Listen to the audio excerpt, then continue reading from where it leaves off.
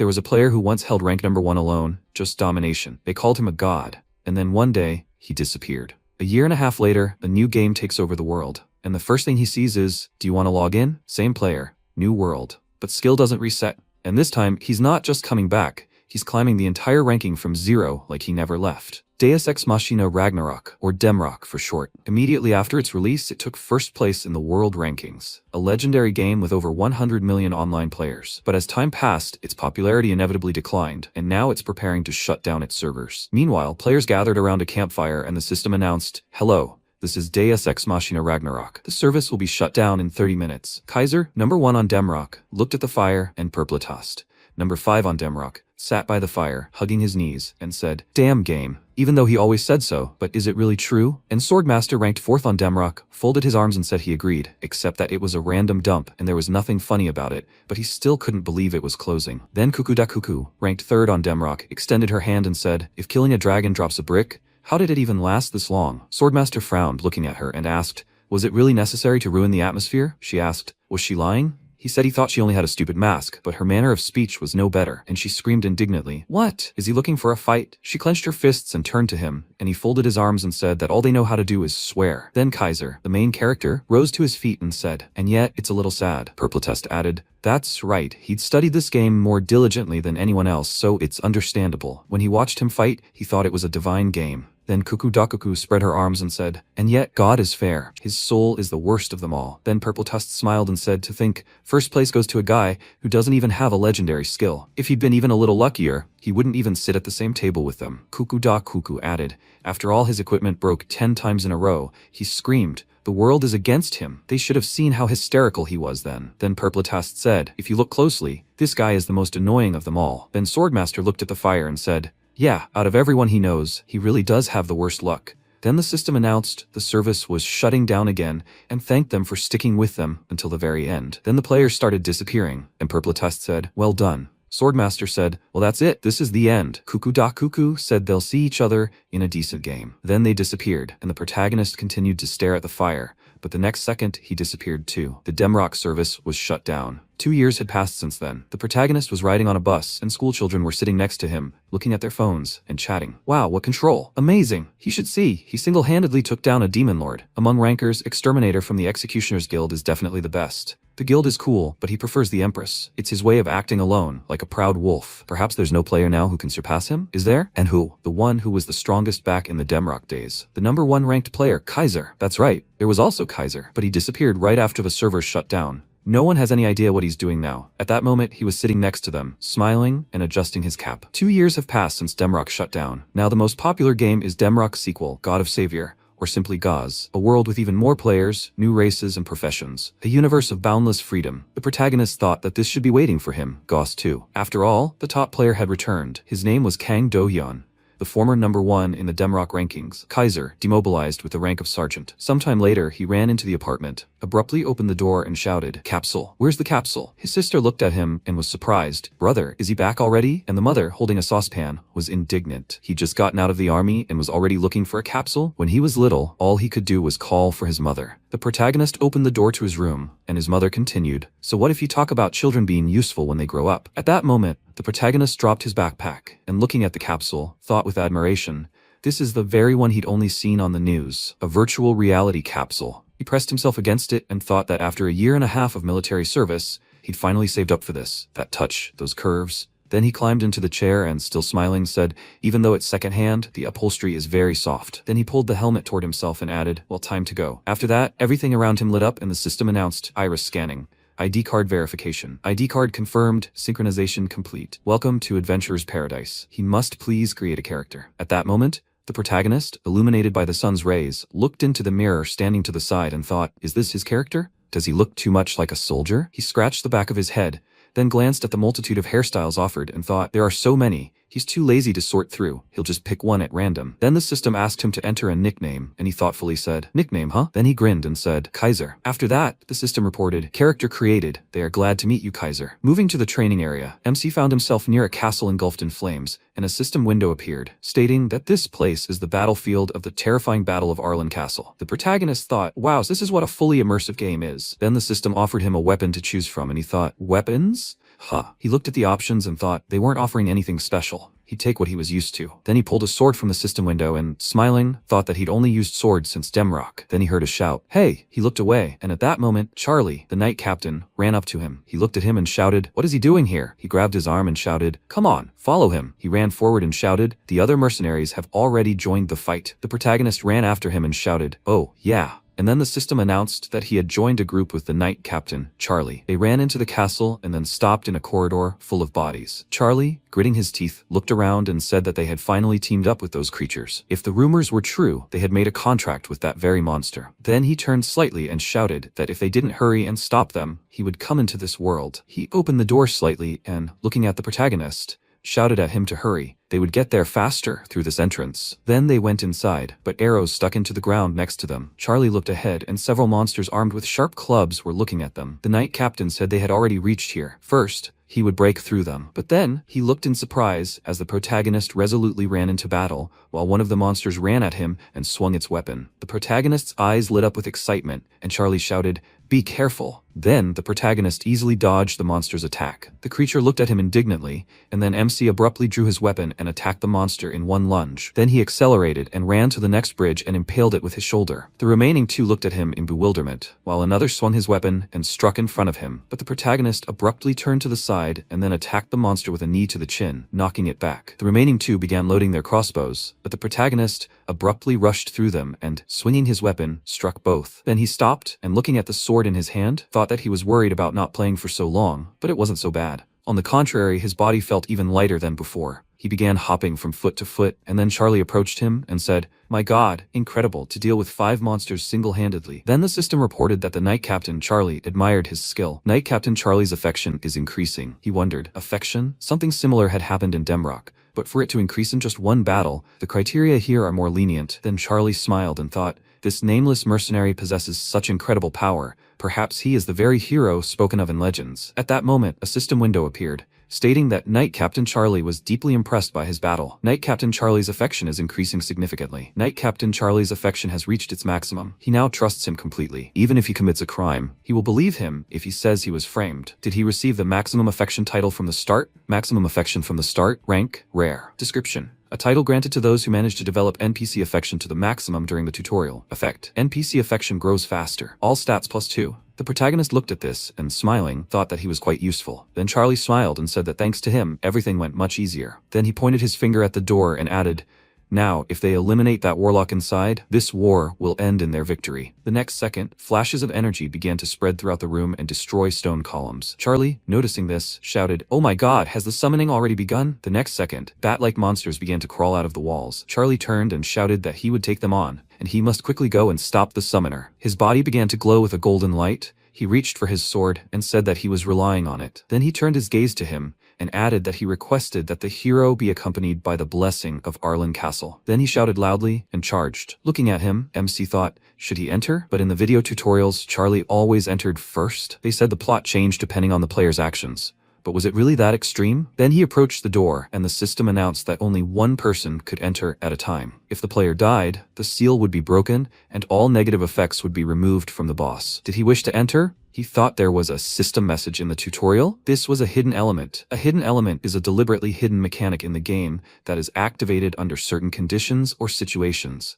which can lead to a special reward. The system asked, did he really want to enter? He thought no reason to miss out on such a rarity. He said, yes. Then he opened the doors, and the alchemist, hiding behind a dark robe, shouted, "What's going on?" He summoned him. He must obey. But at that moment, a huge monster stood behind him, its sharp teeth covered in blood. The system reported, captured iron-blooded demon dragon. Title, legendary. Named, danger unknown. Type dragon. Stats, sealed. Description, abyssal demon dragon bearing the name of Iron Blood. Currently, all of its abilities are sealed with shackles, and its movement is limited. The protagonist looked at it in surprise and thought, legendary? Gauze borrowed a lot from Demrock. Common, rare, heroic, legendary. One of the interactions is the rank system. Ranks apply to bosses as well, but the most special among them are the named, unique monsters. A captive iron-blooded demon dragon stood before the protagonist. He thought that this was the named boss. The monster began to inhale air and then let out a loud roar, and waves of sound scattered around. The system reported hearing the roar of a captive iron-blooded demon dragon. The roar of the overwhelming creature lowers his physical stats. Movement speed reduced by 20%. Attack speed reduced by 20%. Defense reduced by 30%. Magic resistance reduced by 25%. The protagonist shielded himself with his hand and frowning thought, they're kidding me. He had absolutely no conscience. Although, since all his abilities were sealed, maybe he could break through, but if he touched it with his paw, he would die instantly. But the situation, this had happened in Demrock too, and each time he had only one option. He then concentrated his energy in his body and began to draw his sword from its sheath. He considered whether it was doom or gloom, all or nothing. Then he abruptly leaped to the side, dodging the dragon's attack. He ran forward and attacked the paw of the monster in front of him. The creature screamed loudly, and then the protagonist turned around and struck again with his sword, then slid back along the ground. He frowned, looking closely at the monster's health bar, and thought, 120. A total of 120 damage for 2 attacks. The community hadn't lied. The difficulty was simply prohibitive. People in the comments were asking if it was possible to kill the boss in the tutorial. Was he crazy? It was impossible. He wasn't added for players to kill. The protagonist dealt another blow to the monster's paw. People in the comments also wrote, Iron-winged demon dragon or whatever it's called. It gives me goosebumps. It was truly creepy. The protagonist continued the fight. And in the comments, they also added, can't you kill the boss in the tutorial? Damage does go through him. No, you can't. Even the exterminator couldn't do it. MC then launched another attack, leaving a jagged wound on the monster's body. Users wrote that it seemed like the damage was just for realism. Wow, he actually thought to hit him. He just stood there and watched until he died. Then the monster struck with its paw, and the protagonist swung his weapon again, blocking it. Users were surprised. What's going on? Did his name change? Idleness Demon Dragon? Seriously, it changed? Can names change? Some kind of bug? There are no bugs in GAs. The player controls an AI that is 10 times more powerful than anyone else. So what's this? Did someone kill him? Come on, really? How can a first-level character kill him? Even Exterminator couldn't handle it. And now someone did? Who is he? At that moment, MC plunged his weapon into the monster's body, and it screamed loudly, falling to the ground. The system reported that he had defeated the captive iron-winged demon dragon. He was the first person ever to kill a legendary named boss in the tutorial. He single-handedly defeated a legendary named new boss. The achievement is entered into the adventure book. He receives it as a reward. At that moment, the protagonist, struggling to breathe, clutched the hilt of his sword and thought, what a resilient creature. After that, he pulled the sword from the monster's body and thought, by the way, since he was the first, that means even those monsters couldn't defeat him. At that moment, he remembered Kukudakuku pointing her finger forward and shouting, hey, they're idiots. What were they even thinking when they created this? And Purpletust folded his arms over his chest and, laughing, said, what a dump, damn them. In the present, the protagonist smiled and thought, I wonder how they are doing. Then the system reported that he had received the title of First Assassin. Stats corresponding to his playstyle and achievement awaken. The Weapon Master stat has been awakened. The Hidden Dragon stat has been awakened. The Assassin stat has been awakened. The Hero stat has been awakened. The Overcoming stat has been awakened. Conditions fulfilled. The Unique stat, the Eye of Truth, has been awakened. MC looked at the system windows that appeared in surprise and thought, what the heck? Why are there so many? Usually, you can only get one stat in the tutorial. Stats are one of the special systems in GOs. They come in a wide variety, from search and guide stats to combat-oriented stats like Swordmaster. Depending on the player's achievement, stats are assigned to higher ranks. The protagonist looked thoughtfully at the system window and thought, wow, an increase in all stats, the Swordmaster effect for any weapon, location detection, status immunity, and even a unique stat. Weapon Master, Hero, Assassin, these are all great skills, but they're not unique. While no one has them all, they're quite common individually. And what about the Eye of Truth? Unique ranked, literally a one-of-a-kind stat. It's a jackpot. 1 unique and 5 common stats. The system window in front of him said, First Killer, rank Legendary, description. A title granted to the first person to defeat a legendary named boss. Effect, Fury, deals 10% additional damage. Predator, defeating a boss on the first try increases all stats by +6. The Predator effect does not apply to bosses of the same type that have been defeated previously. All stats are increased by +10. The current bonus from the Predator effect is +6. He thought. And then there's this incredible title. It's beautiful, simply a fairy tale. Even a loser like him got such a chance. At that moment, he looked to the side, seeing the doors begin to open. Charlie looked back and, making a few sounds, walked forward. He walked into the room, extended his hand forward, and said that he definitely heard the roar of the monster. Did he kill it? MC replied something unintelligible, and Charlie was surprised, and there wasn't a single scratch on him. Who was he? The protagonist tried to respond again, but Charlie raised his hand and shouted, no, it doesn't matter who he is or where he came from. True heroes always appear in times of trouble. He placed his hand on his chest and added, his appearance in this chaotic world will be a ray of light that will bring great change, and he, Charlie, has no doubt of it. Then he knelt down and added, O hero, he asks that this humble knight become his faithful blade. The system then announced, Charlie, captain of the Knights of Arlen Castle, wishes to swear allegiance to him. If he accepts, Charlie will cease being captain of the knights and become a subordinate of the Kaiser. All privileges due to him will pass to his master. Seeing this, MC frowned and thought, What? The system informed him, however, that he was long dead, so he would not be able to receive its privileges, even if he became its master. He thought that the training recreated a past event, so it was simply a formality. Then he nodded and said, so be it. The system informed him that he had accepted Charlie's oath. In the memory of the Knight Captain, Charlie, he would forever remain his master. The war that went down in history as the tragedy of Arlen Castle would,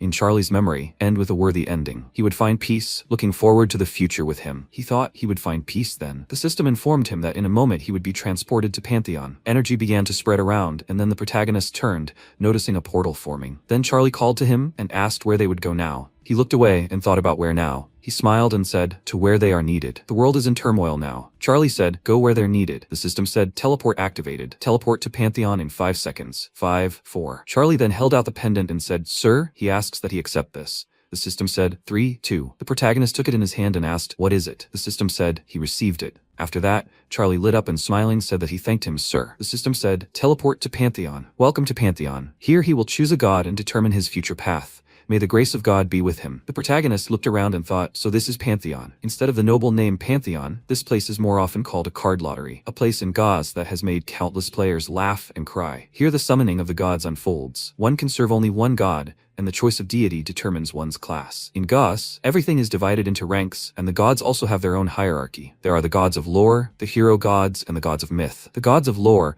are those who brought divinity to existence through stories passed down orally. The hero gods are people who were once called heroes and who ascended to the pantheon, becoming gods. And finally, the gods of myth are those who created entire mythologies. These include Zeus from Greco-Roman myths or Odin from Norse mythology. Naturally, the further down the list, the higher the rank. Then the system announced that each card contained the power of different gods. He must choose the god he wishes to serve. The protagonist looked at the system windows that appeared and thought about how many there were. He was unlucky anyway, so he shouldn't be greedy. Then he was surprised, looked to the side, and noticed a glow. He wondered why that card was gold. Then the system announced that the Eye of Truth had been activated. He thought, see through the hidden. This was simply an incredible ability. If it was true, then from now on, he would be able to choose the right card in any lottery. He remembered how Cuckoo had shouted. Why was he so unlucky? She felt so sorry for him. And Swordmaster had said he had everything but luck. MC thought he had always just joked around, but how bitter it was in his heart. However, now, with this power, he could once again climb to the top of the ranks. He sighed happily, and placing his hand on his chest, thought calmly, of course he would choose the gold card. Then he took it in his hand, and the system announced that he had drawn the god of myths, the one-armed sword god Tyr. Did he wish to choose this god? He smiled and thought, the god of myths? With that, the next second, system windows appeared, saying, the apostle vessel is not formed. He cannot become the apostle of Tyr. Please, he has to choose the card again. He was surprised. What does this mean? He can't become an apostle. And the system reported, Tyr is extremely puzzled by the unexpected situation. He thought the vessel was not formed. He had never even heard of such an outcome. Wait, a vessel? Normal players lose to a dragon demon, after which a goddess appears and grants them a revelation. But he killed it, and the goddess never appeared. Does this mean that the whole problem is that he did not receive the goddess's revelation? Then a system window appeared in front of him, which said Player, Kaiser, Level 1, Class, Adventurer, Titles, 2, Maximum Affection from the very beginning, the first killer. He thought, no, there's nothing in the class column where Apostle should be. To hell with it. What should he do now? In that case, the card is useless. They'll tell him there's no vessel anyway. He knelt down and thought,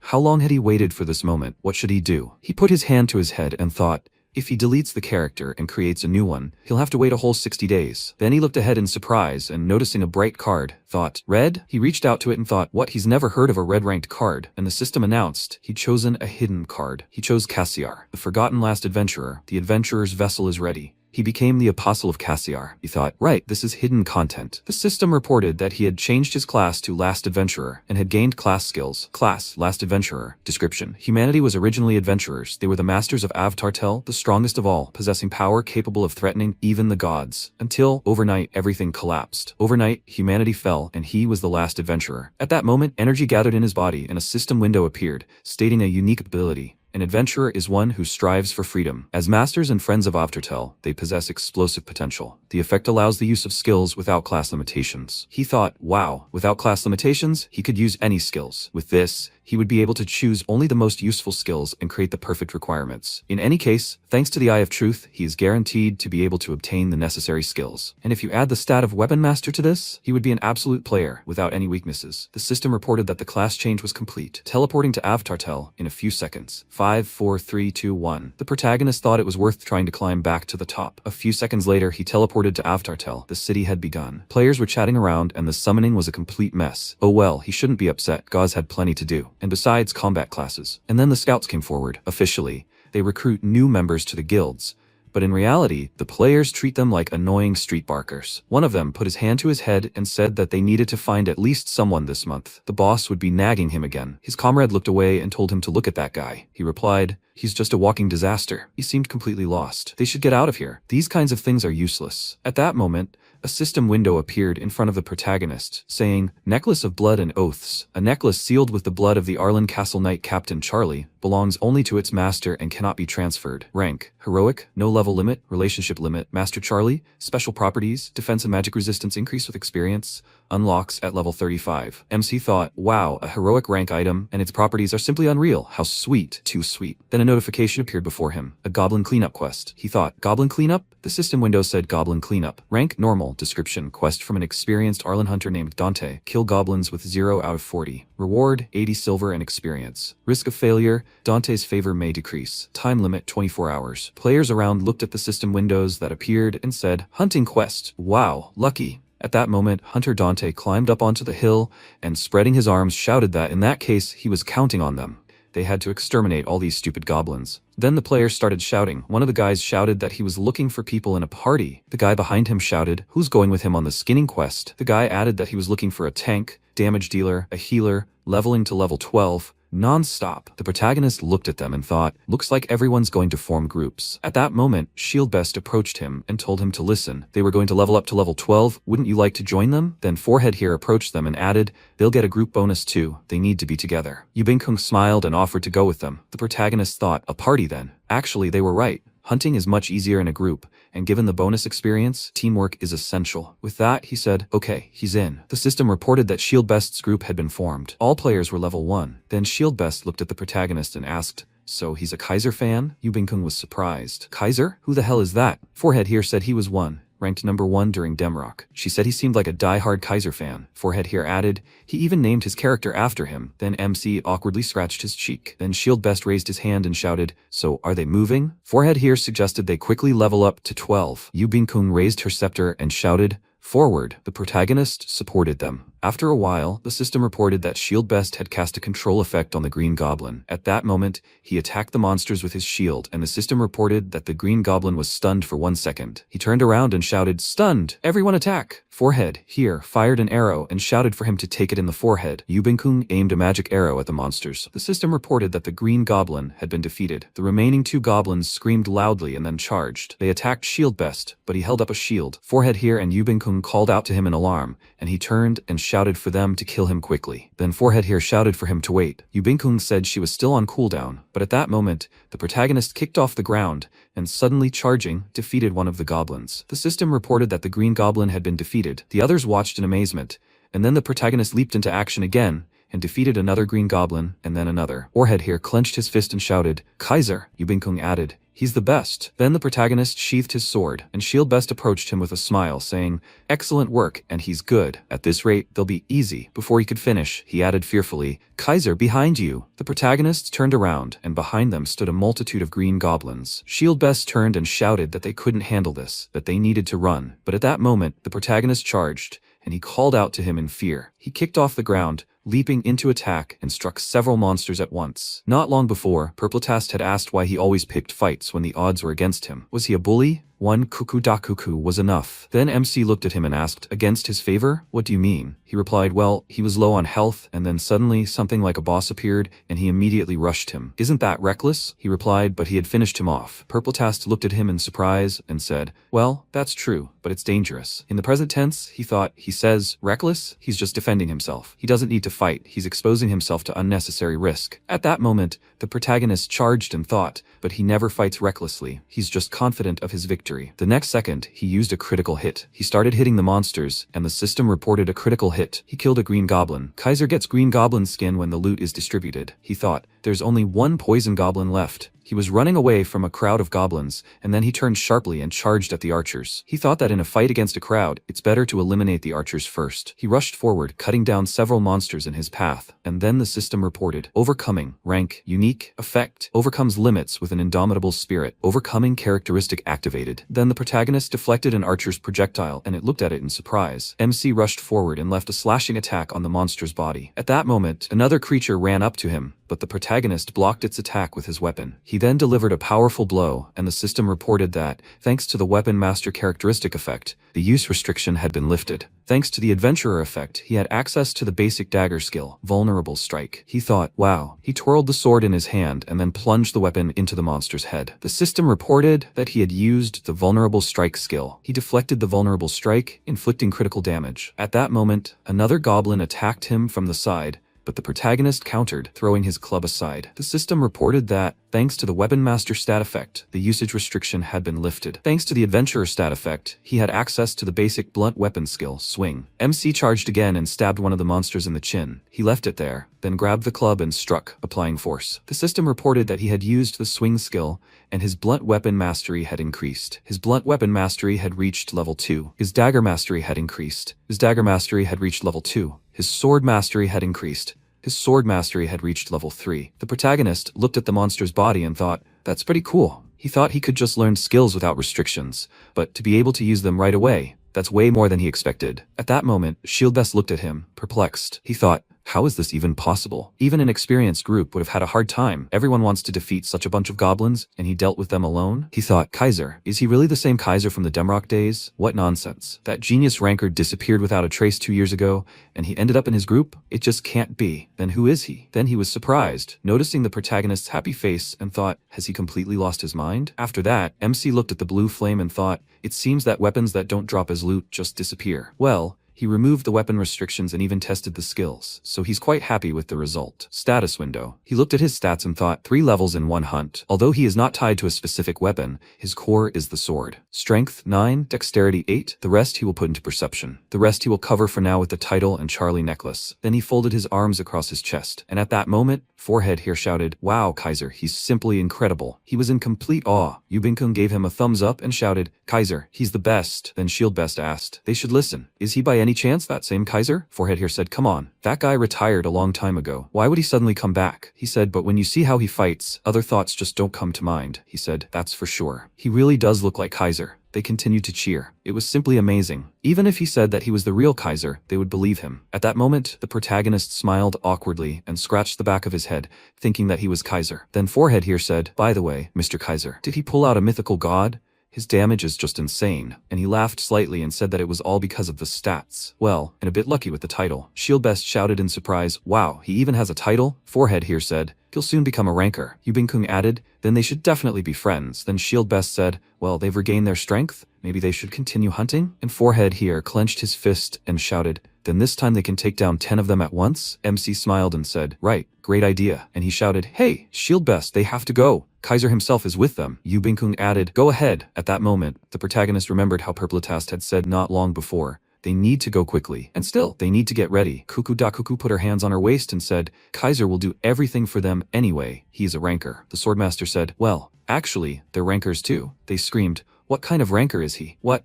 How dare she? So, what will he do to her? In the present, the protagonist thought, I wonder how the others are doing. The next second, a system window appeared saying, Emergency Quest, Mutant Goblin Blood. Rank, Rare. Description. A quest from the alchemist Kalde, who has been around for a very long time. He's recently become interested in mutant goblins and seems to have found a clue. He must obtain fresh blood from a mutant goblin warrior living in a cave in Arty Forest. Kill a mutant goblin warrior 0 out of 1 and obtain the blood of a mutant goblin warrior 0 out of 1. Rewards, 1 gold, experience, and a silver ring crafted by Kaldi. Risk of failure, sympathy. Kaldi may decrease. Time limit, none. The protagonist thought, a mutant goblin? After a while, they approached the cave, And Forehead here put his hand to his chest and said he was nervous. Yubin-kun frowned and said she was too. MC looked at them and thought, of course. While they were walking here, thanks to some extra hunting, the entire group had managed to level up. But this dungeon is called a beginner's grinder. In the comments, people were wondering how to take down the mutant goblins. Is it even possible to kill them? If you follow the tactics, it's possible. Yeah, but they all seem to do that. But it's incredibly difficult. One mistake and everyone dies. Is that even normal? The protagonist thought the first run was a guaranteed death. A raid demo, the Tomb of Arde. Of all the names for this one, not a single one gave them any hope. Compared to regular goblins, it's incredibly difficult and has special mechanics that require teamwork. The combination of these two factors made this place a grinder for newbies. Then they went inside, and some players passed by the protagonist's party. One of them shouted,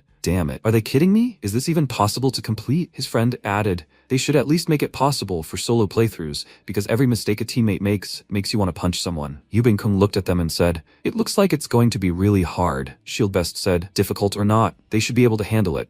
If they don't complete this, they'll have no business in future raids." The protagonist thought that was a good observation. Even experienced employees are more likely to be hired than newbies. It's the same in games. Also, users wrote in the comments, "Is it absolutely necessary to kill the Goblin Warrior? Without him, neither the guild nor the party will accept him properly. Can't you just say you killed him?" Players wrote, "Doesn't he know that everything is written down in the adventure book? He's an infuriating idiot. He should just delete the game. He has the IQ of a goblin, seriously." The protagonist thought such tricks wouldn't work in GOs, the adventure book. Quests, materials, discovering new regions, and defeating bosses. Everything the player does in GOs is recorded in the adventure book. Maybe later, when they've accumulated dozens of bonuses, this won't be so important, but now, to get into a group to fight the bosses in the next city, you'll naturally have to beat them all.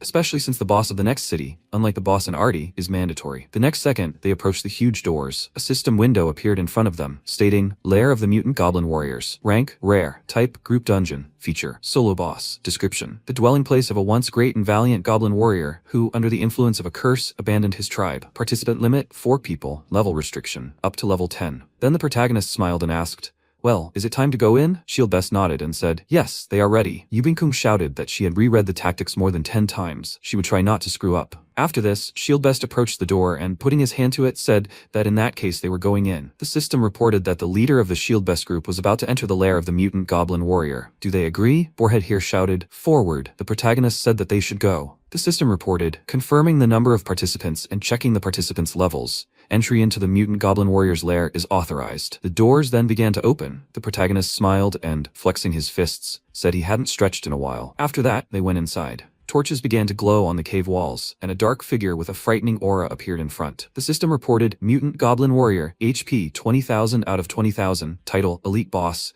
Type Goblin, Stats, Warrior, Mutant, Body Strengthening. Description, he was the greatest warrior in the tribe, but due to a curse, his skin changed color. He lost his mind and was exiled. Then the monster slung his weapon over his shoulder and screamed loudly, and Shieldbest cried out in fear. "So that's what he's like, an elite boss?" Yubin-kun asked. "Is this really just a game?" The protagonist frowned and shouted, "Coming." The monster leaped straight at them, and Shieldbest stepped forward, gritting his teeth and thinking that no matter how tough Kaiser was, he couldn't cover the 3 of them forever. At least he had to give it his all. The monster began to approach them and he shouted, "Everyone scatter." Everyone jumped in different directions, and Shieldbest, still holding his shield in front of him, thought, "First phase, dash!" He sharply dodged to the side, avoiding the monster's attack. This caused the mutant goblin warrior to crash into the wall, and the system reported that the mutant goblin warrior was stunned for 2 seconds. Shieldbest shouted, "Now!" Forehead here fired an arrow, and Yubin-kun added a magical strike. The attacks hit the monster precisely, and then Shieldbest and the boss's gazes locked. The monster then swung its enormous sword and struck, but Shieldbest concentrated its energy and blocked with its shield. The system reported, defense stat activated. If allies are behind him, his defense, health, and stamina increase. He shouted, "Aggro." MC then flew forward and dealt a few blows to the monster. Afterward, a magic projectile flew at the boss, and Shieldbest, smiling, thought, "Okay, everything's going according to plan. If this continues, they'll easily pass the first phase." Then Forehead here shouted, "Shieldbest, phase change soon." He wondered what he was talking about. The phase change occurs when health drops to 10,000. Then he looked at his health bar and thought in surprise, "Huh?" The next second, the protagonist suddenly lunged forward and attacked the monster's arm, beating its attack. The monster screamed loudly, and Shield Best watched in surprise. At that moment, the protagonist smiled and said,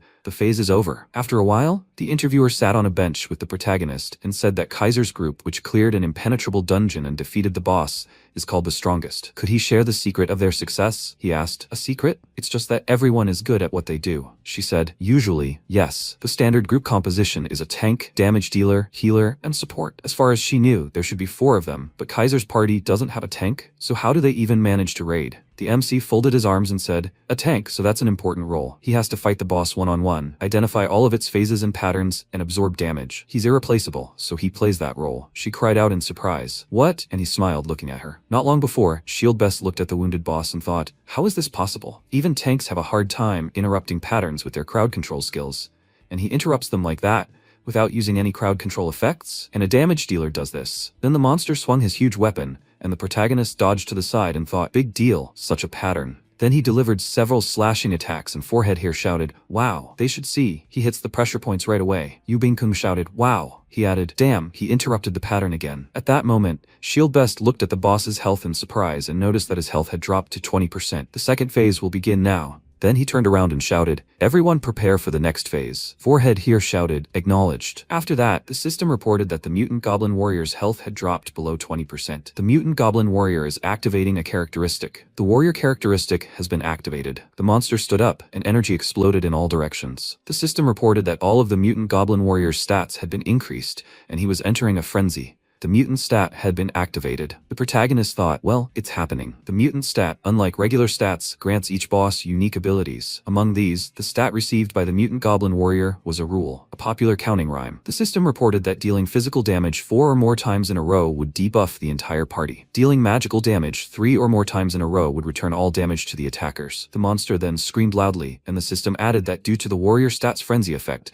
players' attack and movement speeds would be reduced by 4%. Forehead here shouted, "He's hard enough to fight, and now they've applied a debuff?" Then the system reported that the hero stat blocks mental pollution. The frenzy effect is ignored, immune to mutation effects. The protagonist smiled and thought, wow, so those debuffs don't work on him? Then Shield Best turned around and shouted, "Okay, everyone, they shouldn't panic and attack randomly. They need to focus only on dodging." Forehead here shouted that he understood. Shield Best added, "Kaiser, he's also debuffed, right?" But he told them to just wait here. He shouted in surprise, "What?" And the protagonist said he'd deal with him quickly. He then charged. The boss swung his weapon, but the protagonist held his sword in front of him, blocking his attack, and then jumped even higher and dealt several attacks to the monster's body. Forehead here shouted in surprise, "Why aren't crowd control effects working on him?" Yu Bingkung placed her hand on her chest and said, "They're all under debuffs now, but him." Shield Best frowned and wondered what was going on. Wasn't he the apostle of a forgotten god? And besides, he looks like a true god of war right now. At that moment, the protagonist struck the monster again and again, and Shield Best thought, Kaiser. After that, MC abruptly turned around and delivered several more powerful attacks. The system reported, level up, sword mastery increased, sword mastery reached level 7. With level 7 sword mastery, sword damage is increased by 7%. The protagonist then charged again and, appearing behind the monster, delivered a powerful blow. The system reported that the fury effect dealt 10% additional damage to the boss. The protagonist concentrated and then delivered a powerful blow in front of him, slicing the monster in half. After that, the system reported the goblin mutant warrior was defeated. The dungeon is cleared. Forehead here shouted, "Wow." Yu Bingkung shouted, "Wow." Then Shield Best said to listen to Kaiser. Forehead here shouted, "Leader, what's wrong with him?" He said, "Could he be the real Kaiser?" He looked surprised. "What?" And then they all looked at the protagonist, who was standing on the body of the defeated boss. The system reported that the time calculation for the run is complete. The runtime is 29 minutes, 58 seconds. The current record rankings are as follows. First place, Shield Best. 29 minutes 58 seconds. Speedrun ranking, they took first place. They are entitled to the following rewards and special rewards according to their level of merit. First place, Kaiser. Second place, Shield Best. Third place, Forehead here.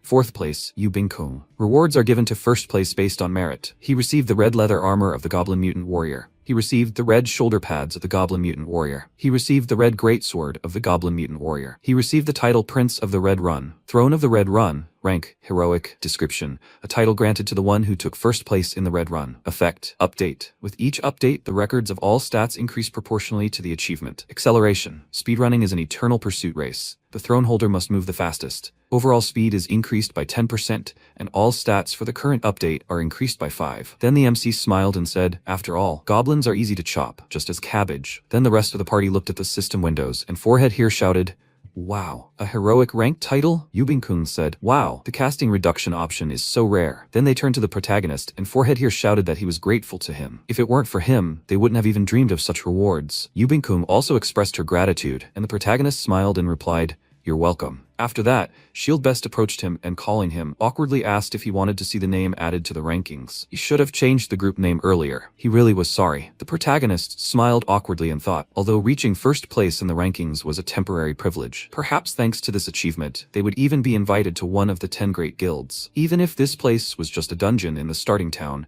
they had still etched their names in the rankings history. Besides, they had even surpassed Exterminator himself. Shield Best added that he apologized for unwittingly causing him inconvenience. If he wanted monetary compensation or something else, he would do everything in his power. In response, the protagonist said everything was fine. He placed his hand on his chest and added, "It happens to everyone. The rankings automatically include the group leader's name anyway, and he hadn't expected them to take first place." He thought, what difference does it make whose name is there? Does it really matter? The public's attention? That only causes problems and stares. The main thing is the rewards. With that, he smiled and then looked at the stats of the items he'd been given.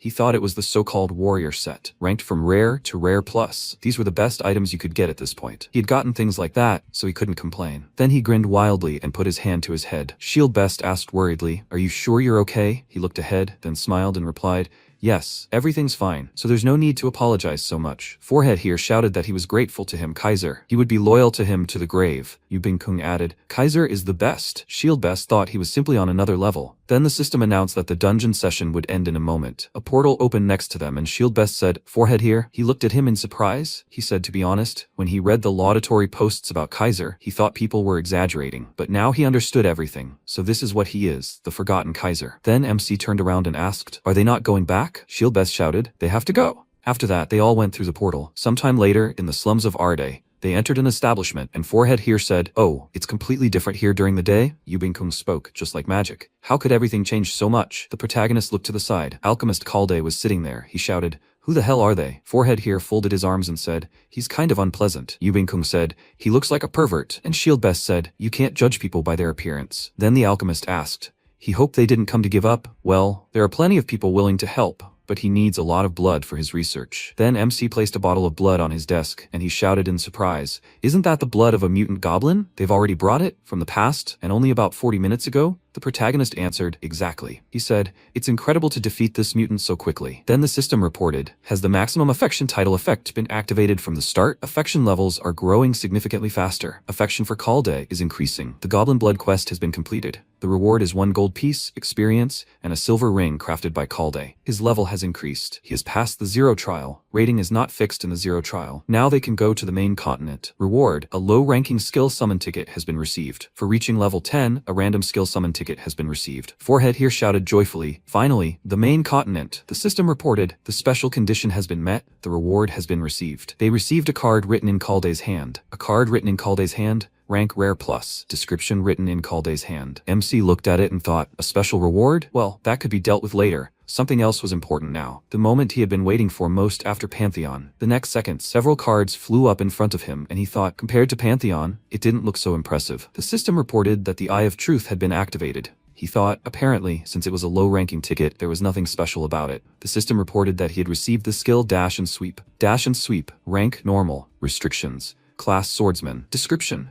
Allows you to dash in the chosen direction, simultaneously striking with a sword. Effect. Deals damage equal to 105% of attack power. The dash distance depends on the speed of movement. The higher the attack speed, the faster the skill activates. Cooldown, 10 seconds. He thought, dash and sweep, not bad. He'd used this often back in Demrock. However, that wasn't the most important thing now. A ticket that could drop anything, from common to legendary. The system asked if he should use the random skill summon ticket. Session time limit exceeded. Forced log out in 5 seconds. He thought in surprise, what? Session time limit. Systems designed to ensure that players immersed in the incredibly realistic world of Gauze wouldn't forget about time, die of exhaustion, or develop a gambling addiction. He thought in surprise. 10 hours had already passed. The system began counting down the seconds, and the protagonist began to become visibly nervous. He grabbed the system window, and the system announced that the mission timed out. Forced termination. When the session expired, the protagonist woke up in a capsule and screamed loudly. The next day, waiting until 10 a.m., he climbed into the capsule again and was transported to the world of God of Savior. Finding himself in the slums of Arda, the protagonist nervously wondered what he needed to check. Then, sure enough, there was a yellow light. A system window appeared. indicating he had an untested skill. He thought it was a legendary skill, but no. He'd been having too much luck lately. He'd gotten the backdoor ability at heroic rank. Restriction. Assassin class. Description. This ability allows you to get behind an enemy, disorienting them, and dealing increased damage. Effect.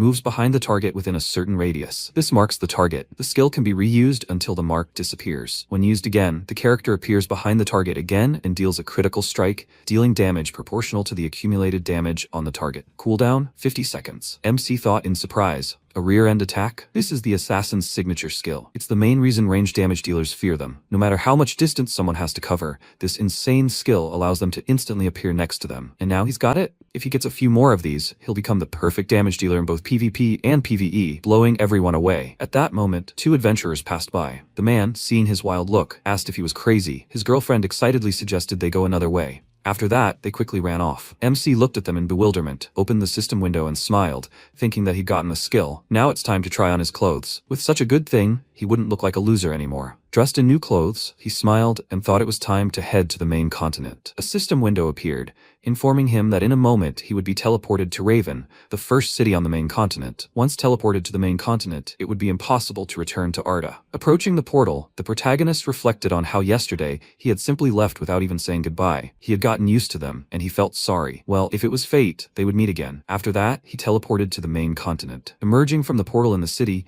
the protagonist reflected on how all the players who had completed their training in Arda, full of bright hopes, were setting foot on the main continent for the first time. Unlike Arda, where servers are divided by country, here, everyone gathers together and forms groups. And the first point on this journey was Raven, the very first city. At that moment, warriors entered the city and shouted that the Knights of Raven had returned from their mission. A system window appeared, notifying him that he had arrived on the main continent. Previously blocked systems are now accessible. Newbie bonuses have been cancelled. The arena, duels, workshops, and other features are now available. Raven is the city where his true adventure begins. Let him enjoy the new horizons of the main continent. Advice: if he becomes the victim of a crime in Raven, report it to a guard immediately. MC paused in surprise. It's true they say the real game begins on the mainland. Suddenly, a beer vendor called out to him and told him to stop by for a taste of their famous ash beer, the pride of Raven. That red outfit suited him perfectly. The other vendors joined in, offering refreshments. The protagonist thought he now understood why people forgot about hunting and simply strolled around town. Okay, he needs to get ready. Fun can wait. Well, time to hunt. After a while, he reached the Raven Plains and began fighting goblins. In his new attire, the protagonist gained the effects of the warrior set. 3 items. Applies the intimidation effect to goblins.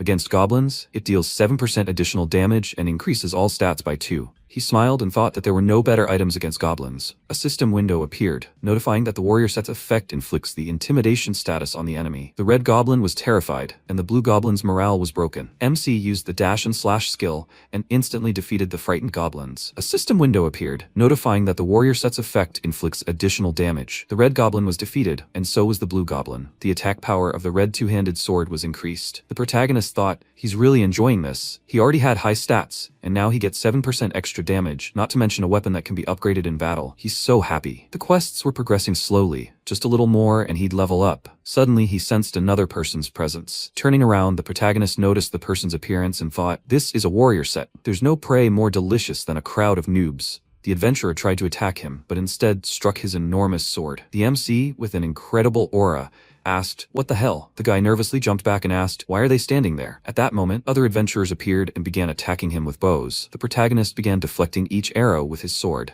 Suddenly, another adventurer with an axe attacked him, but he deftly parried the attack and counterattacked with lightning speed. The guy, horrified, thought, this can't be happening. He's a noob.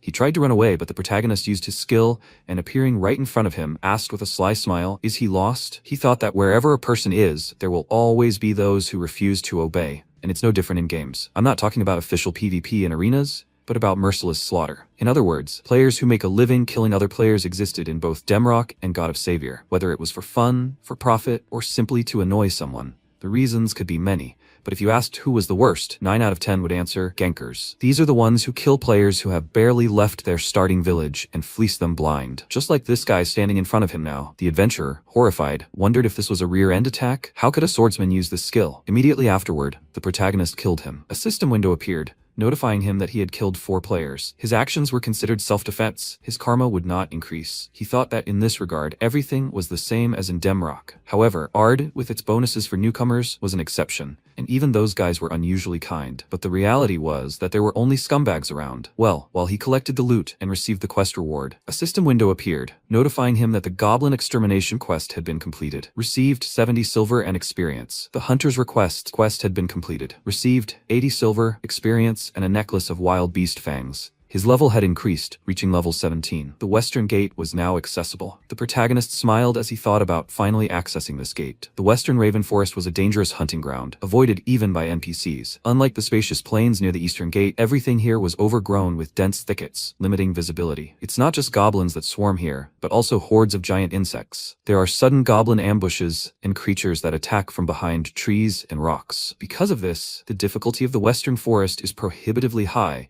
leading to the unspoken rule of this place, a minimum of 3 people in a group. That's why there are always crowds of people in front of the western gate. After some time, many adventurers were looking for a group in front of the western gate of Raven. One of them remarked that all they needed was a healer. Where were they all? Another guy replied that healers are always in short supply. Playing with them is boring, and leveling them up is pure torture. Another teammate called out to him, and, pointing his finger at the main character, said, "Another madman has appeared. There are upstarts like that everywhere." He noted that even top players mostly come here to party. What was he even hoping for? The protagonist, hearing this, merely chuckled. He then entered a dense grove and began slaying forest goblins. One of the monsters attempted to attack him from behind, but MC deftly leaped back and delivered a powerful kick, then finished him off with his sword. Suddenly, another goblin began shooting at him with a bow. He deflected the arrows, then threw his sword with lightning speed and struck the enemy. A system window appeared, notifying him that the warrior set effect had been deactivated. At that moment, another crowd of goblins surrounded him. The protagonist summoned his axe and thought that against such opponents, he didn't even need the set. Another system window appeared, stating that the adventurer effect enabled basic weapon skills. The rear entrance skill was used. He quickly appeared behind the goblin and used the basic downward slash skill. After this,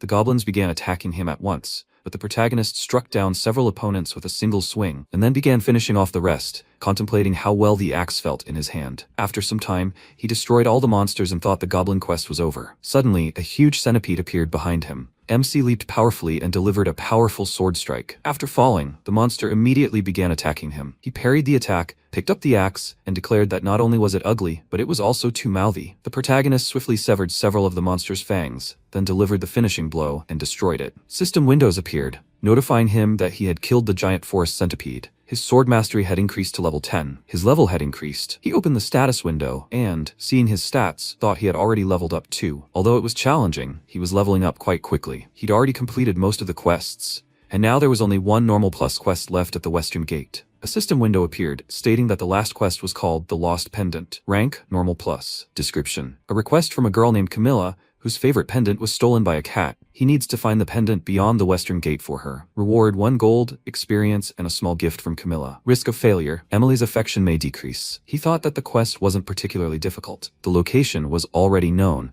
so all he had to do was go and get it. After a while, a large crowd of adventurers had gathered at the western gate itself. MC looked at the tree and wondered if this pendant would respawn at that very tree. At least the line wasn't that long. If there were more people, he would have had to wait forever. Suddenly, one of the adventurers shouted out if they'd heard that noob killer was being hunted. Another guy asked, "That bastard nicknamed Assassin? Serves him right for bragging." Another adventurer asked, "I heard he was talking about Kaiser?" MC was surprised, wondering why his name had even come up. The guy replied that it was unlikely to be true. He was just some fan. The adventurer exclaimed that people were talking nonsense about a swordsman using assassin skills. That was pure nonsense. He chuckled and asked if anyone would actually believe that. The protagonist thought he'd have to lay low for a while. A swordsman using assassin skills and with 6 stats to boot? Guilds wouldn't let that slide. Some would try to lure him away, of course, but most would just want to get rid of the threat, especially when the top guilds are full of demrockers.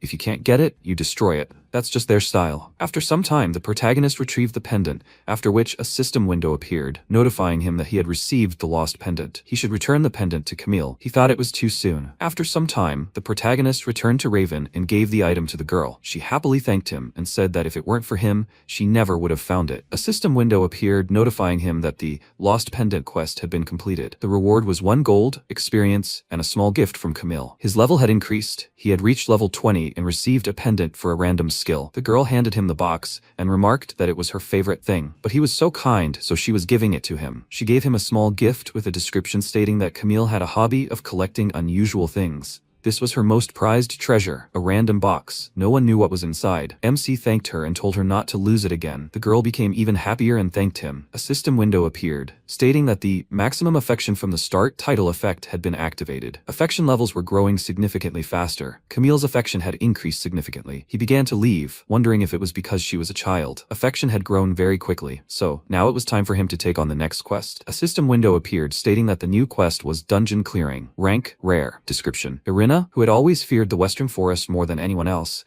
is worried that leaving the dungeon unguarded for too long will increase the monster's strength. Reward: 10 gold, experience, 1 low skill coupon. Risk of failure: Irina might be disappointed. Time limit: 48 hours. MC thought that since they were even giving a coupon, such a quest was too good to pass up. Regarding the dungeons beyond the Western Gate, there were 2 main ones: the Goblin Chieftain's Dwelling and the Anthole. If he wanted to assemble a warrior set, it would be better to go to the Goblins, but the problem was that both of these dungeons required a group. It was still too early for him to show off his unique abilities. After some time, he came to the Goblin Chieftain's Dwelling, where many adventurers were gathered. People were still recruiting various roles, and some were advertising weapon repair and buying junk. MC was surprised to think that even crafters had gathered there. At that moment, one of the adventurers approached another and announced that he was a rogue. He replied with displeasure that they didn't accept bandits, so he should have some conscience. Another guy exclaimed that if they all shared the desire to defeat the Goblin Chieftain, wouldn't they succeed? The adventurer replied no, the main thing was that he wasn't in the group. The other warriors began to invite the female mage to join their party. The protagonist, watching this, thought that everyone was only looking for mages. Well, in God of Savior, everything depends on the boss's stats, so class inequality is the norm. In this dungeon, a mage is king and god. The problem is, even a swordsman is useless here. Suddenly, one of the adventurers called out to him and asked if he wasn't already in the group. Would he like to join them? The protagonist asked if he knew he was a swordsman. The guy agreed and added that they were high levels. They were just here for the quest, so it didn't matter. He wondered if something was wrong. Maybe he should play along? The MC smiled and said that if they didn't mind, he'd be happy to. The adventurer sent him an invitation to join the team. He looked at the nicknames of his new allies and wondered if these people recognized him. A little earlier, one of the adventurers in this party had asked if it was him, right?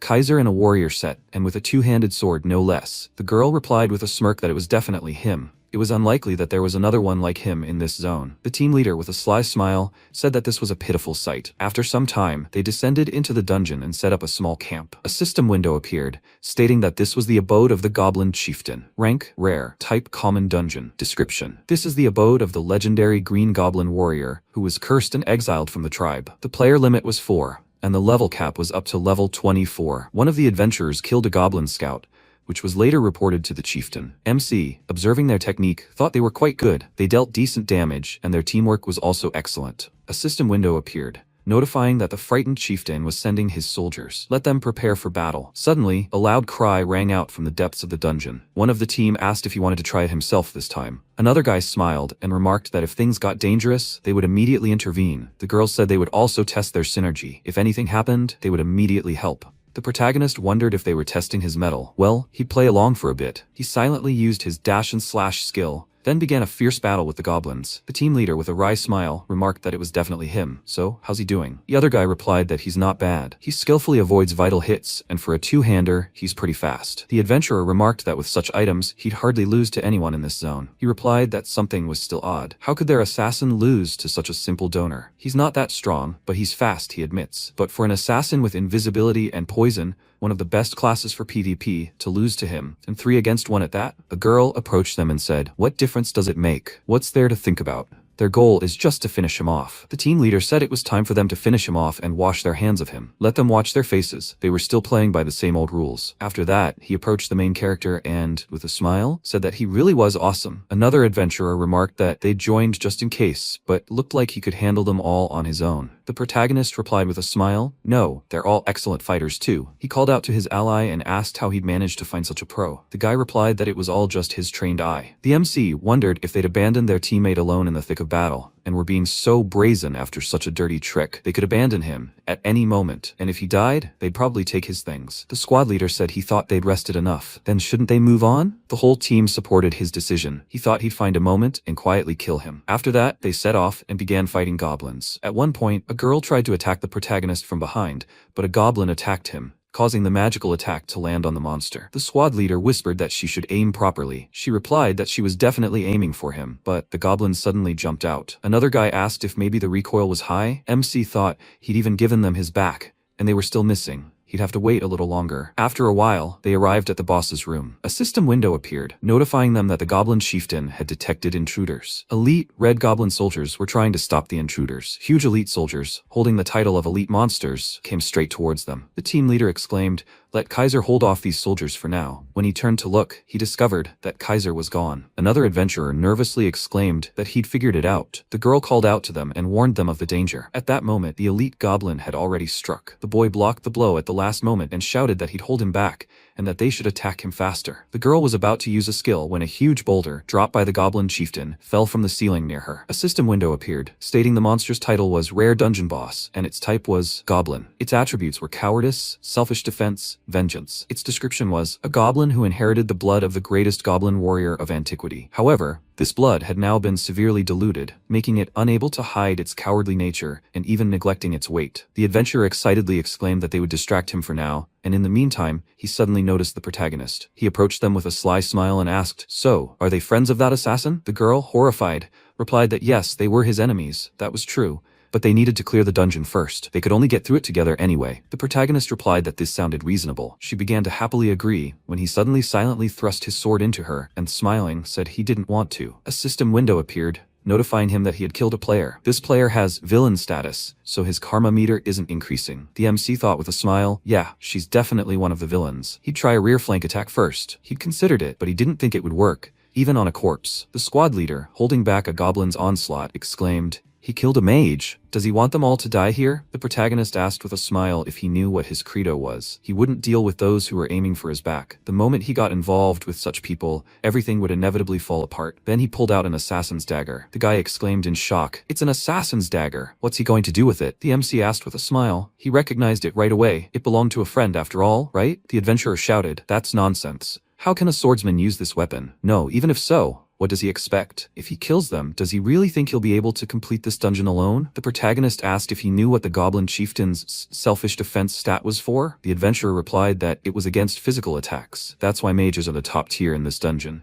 And he, a worthless wretch, couldn't do anything with just a dagger. The MC asked with a smile what he thought the status effect was. The guy exclaimed in confusion. He was going to kill the boss with a regular weapon, bleed? He replied that if it were regular bleed, it would be possible. The protagonist made a lightning-fast dash and delivered a small blow with the dagger. System windows appeared, notifying him that the difference in stats was overwhelming. The assassin's dagger effect had been activated. The enemy's sense stat was high, bleed was activated. The bleeding status effect was applied. Afterward, both the guy and the goblin fell. Another system window appeared, stating that due to the overwhelming difference in stats, damage was significantly increased. His health dropped below 50%. He, bleeding out, was shocked to think there was such a huge difference. His level was higher. What were they even talking about? No matter how cool his gear, he was level 24 and he was only 20. How huge was the difference to cause such bleeding? MC thought he couldn't understand it. It was the bleeding skill that dropped from the level 20 coupon. He himself was surprised that the effects stacked. In God of Savior, as in the days of Demrock, status effects from the same class usually don't stack. But who could have known that a psychopath like him would appear,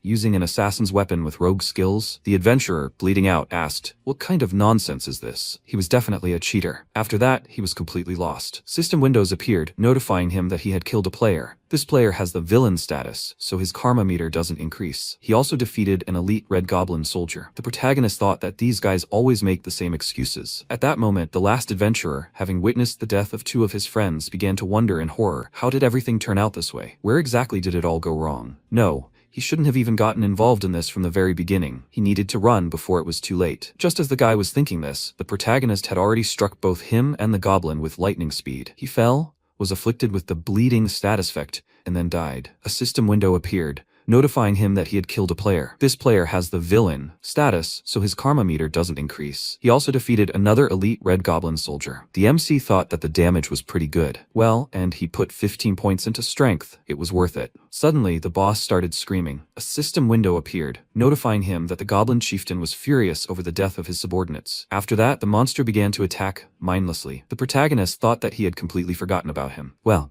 time to have some fun. At the moment, the boss attacked. He made a quick dash and delivered a knee to the head. The goblin flew to the side, but then got up covered in the selfish defense effect. The protagonist dashed with lightning speed and struck with a dagger, thereby inflicting the bleeding effect on the boss. The goblin immediately began to bleed. He noted with a smile that it was time to finish. Sensing an incredibly powerful aura, the boss began to run away in horror. MC used the rear entry skill and, appearing right in front of him, asked with a smile, "Where is he going?" After that, he dealt the final blow and destroyed the boss. A system window appeared, notifying him that he had defeated the dungeon boss, the Goblin Chieftain. The dungeon was cleared, and an entry was added to the adventure book. His level had increased, and his dagger mastery had reached level 5. He also received an item, a durable leather belt. Rank rare, level limit 20. This is a leather belt worn by the Goblin Chieftain. This item is made so durable that it could withstand his enormous weight. MC happily thought that this was a great reward. He needed a belt, so everything worked out well. He put the belt on, after which, system windows appeared, notifying that his strength had increased by 1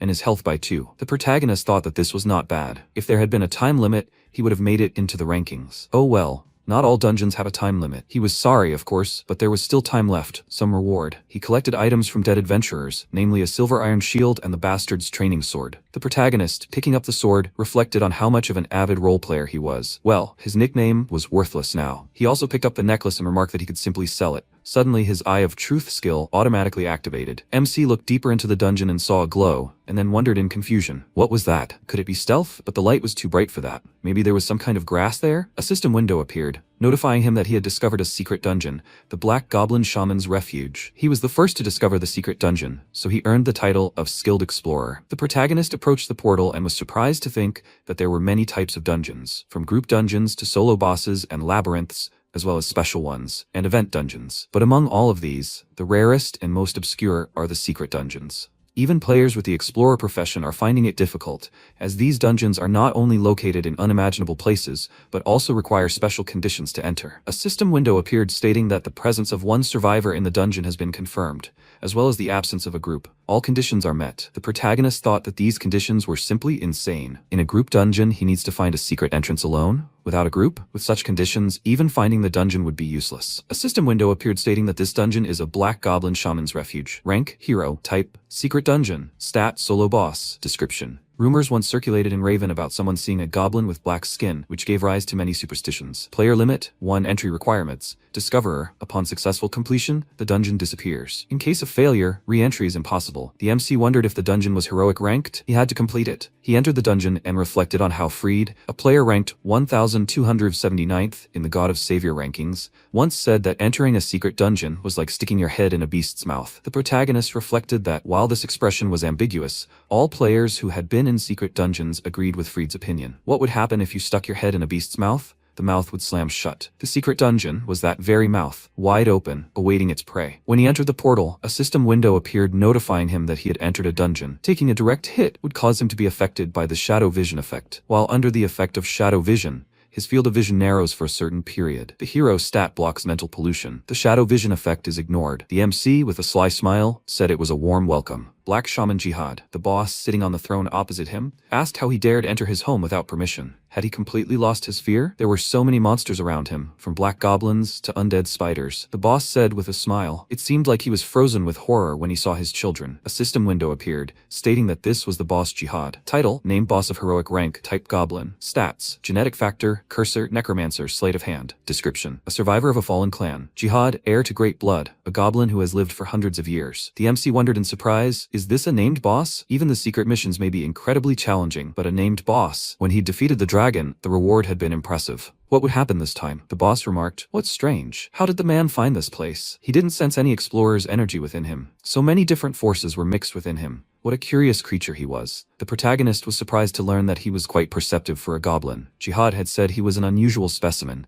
But once he'd set foot here, there was no escape. He then directed his subordinates to attack. The protagonist asked with a smile, isn't he even tense? Then he'd remind him, when fighting a melee, a ranged opponent must always be on guard. He used the attack on the rear skill and instantly appeared behind the enemy. The boss excitedly began using the corpse control skill to drive him away. Releasing one spirit, he used the corpse explosion ability, creating a magical explosion. To the goblin's surprise, the protagonist instantly shifted position and stabbed him with his dagger, triggering the bleeding status effect. Jihad, shocked, exclaimed, when did he do it in time? MC asked with a smile if he was surprised. He told him he needed to be on guard. The goblin furiously began attacking him with corpses and exclaimed that they would see how long he could last. He began deftly dodging each attack and wondered what he was seeing, where he was aiming, where he was going to strike, and what he was planning. After an unsuccessful attack, Jihad used the ultimate necromant technique, Great Corpse Explosion, which created a powerful explosion. Afterward, he smiled and said that since he had regained flesh, it was time to stretch. He had hastened his own death. The protagonist approached him with lightning speed and, striking him with his fist, asked if he had a skill in cooldown. The boss flew into the wall and exclaimed that he would definitely get revenge. He then began to land a series of punches. After such a beating, Jihad called out to him and said, "He just broke his bones. You can't hit bones. It's not fair." MC was perplexed, thinking, is the boss serious? Great Corpse Explosion was quite powerful, but even so, he was too weak. Seizing the opportunity, the boss jumped away from him and said,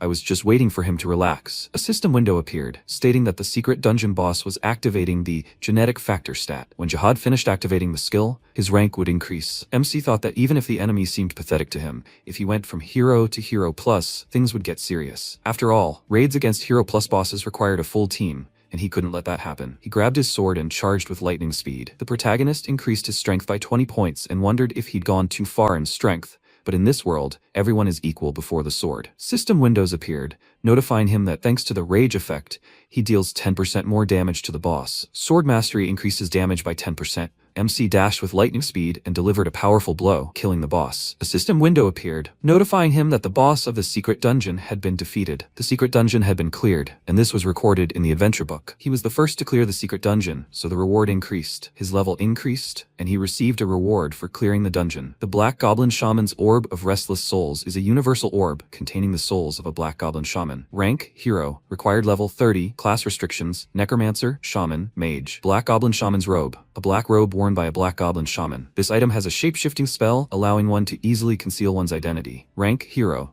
Required level 30, no restrictions. Special effect, putting on the hood activates shapeshifting mode. MC happily said that, as expected from the heroic rank, the rewards are simply insane. He didn't expect to receive both an orb and equipment. The effects are a bit unique, but they certainly won't be unnecessary. He also discovered that he had received the trace of a forgotten clan item of unknown rank. The protagonist noted that unidentified items in Demrock looked similar. Well, he'll figure that out someday. He also received an unidentified card. He was surprised to learn that God of Savior placed a special emphasis on cards. Not just skill sets and enchantments, even bosses added to the adventure book. They were all saved as cards. The protagonist said that since it was a monster card, it must be for enchantments or something similar. He opened the card and got a Jihad card, rank Hero. Description: this is a card that contains the soul of a Black Goblin Shaman. MC was shocked, wondering if he'd gotten a guardian. As the name suggests, it's a creature that protects its master's will. A fire mage's salamander or an alchemist's golem are typical examples of guardians. He said that wasn't bad, of course, but unless it was a divine beast like the dragon or tiger that old man was carrying around,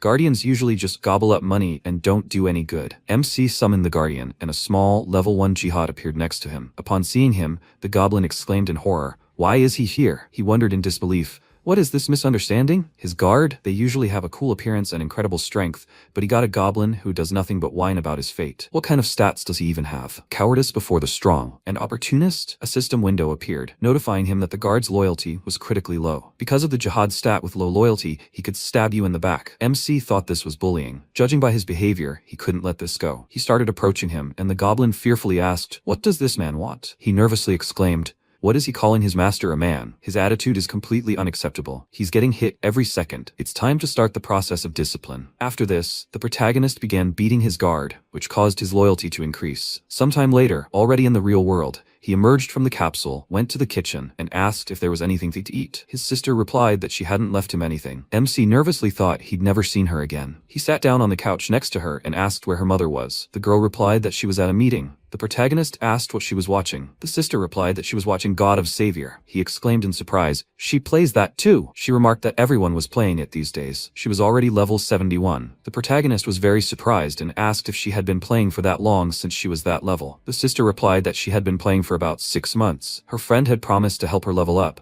so she joined and gotten hooked. He asked in surprise if it really took that long to level up to 70. The girl replied that she didn't play for 10 hours like some people. At that moment, news about the Heroes Guild started on TV. The sister remarked that they were the most popular guild among young people. They were almost as popular as Exterminator. The MC asked why that was. They weren't even in the top 10. She explained that it was because they were pretty. Guys might like Exterminator, but girls are mostly obsessed with heroes. He looked at the face of the player on TV and remarked that he was too cute. His sister replied, "Let him look at his face. He's the epitome of beauty. He's nowhere near that level." MC thought she looked like a pelican herself. He got up from the couch and said he'd go practice. His sister remarked that with his looks, it's no wonder he's popular on video hosting sites. Guilds all have their own channels these days. Their videos often get 100 million views. The main character exclaimed in shock, "Millions? With 100 million? They're raking in the cash." The girl, perplexed, agreed and added, "They say they make 1 billion. He wondered, "How many servings of chicken can you buy?" The sister looked at his expression in shock and asked, "What's wrong?" The protagonist merely repeated the number of coins and then left the room. After a while, he re-entered the game and said he'd record a little at first. If he filmed, it might come in handy someday. At that moment, a goblin approached him and asked if he'd arrived yet. The MC wondered if he wasn't being too bold. Jihad exclaimed in horror, "No way!" He replied, "Fine, let him call in whatever he likes, and let him put on the robe. He can't wear it yet anyway, and it wouldn't hurt to have something to wear." A system window appeared, notifying him that his loyalty had decreased by 2. The goblin, with a sly smile, said that since the owner had given him clothes, he was now free. The protagonist furiously asked, "What did he just say?" The goblin thanked him fearfully and replied that everything was fine. A system window appeared, notifying him that his loyalty had increased by 2. He thought it was as if this loyalty was tied to an elastic band. Jihad put on his robe and asked where they were going now. MC replied with a smile that they were going to level up. After some time, they arrived in the forest and began killing monsters, goblins and spiders. The goblin, looking at the corpses of his kin, thought how unfortunate they were. How could they have fallen into the clutches of this demon? The protagonist called him over and instructed him to put the dislodged items aside and then turn the corpses into undead. Jihad agreed and began to carry out his orders. A system window appeared, stating that the Guardian had successfully transformed the Forest Red Goblin into undead. After doing this with 3 corpses, he reported that everything was ready. He could actually create an entire army, but that was his limit right now. MC was surprised to think that this would be very useful in the future. Suddenly, Jihad began to control the undead, after which the goblins immediately headed in the opposite direction. Confused, he asked where they were going. The Guardian replied that he'd ordered them to collect items. The protagonist thought he'd already harnessed them to the dirty work. He sat down on a felled tree and remarked that, whatever the case, when he raised 2 more levels, he'd really like to run into an elite mob. Jihad said that if he was talking about elites, he knew where they were. Those slackers always sat in the same place. The protagonist with a sly smile asked, "So they were all gathered there, right?"